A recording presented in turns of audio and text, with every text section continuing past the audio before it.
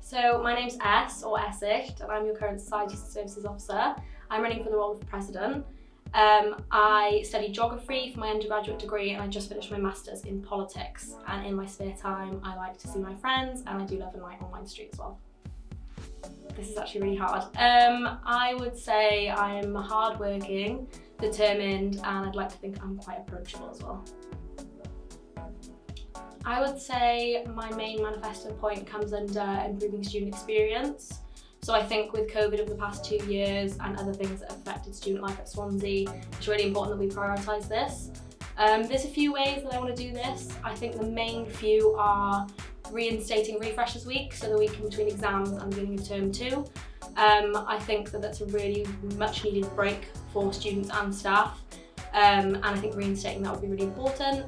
I think another thing that's really important to me is opening more student space on Bay campus. So since the SU has lost Tavan Tower on Bay, I'd really like to focus on replacing that with some other form of student space that's run by the SU, just so students on Bay campus studying or living there feel more included. Okay, I think the biggest difficulty for Swansea University students is probably that a lot of them don't feel listened to or represented by the Students Union or the university or decisions that are made. I think there's a few ways that I'd like to solve this in my role. I think one thing is the officers meet really regularly with the senior leadership team at the university. Lots of students don't know that, but it's something that happens regularly. And I'd like to find a way for students to give us direct feedback so that we can take that to the meetings, whether that's a Google form or something like that we can send out to students to fill out, and then we can take that form directly to those people so we can implement change directly. And rather than try and collect our own feedback, give students that opportunity to voice their opinions directly to the people in charge. Go-to lunch on campus is probably a meal deal from Roo or a falafel wrap from Roo. What would be your meal deal?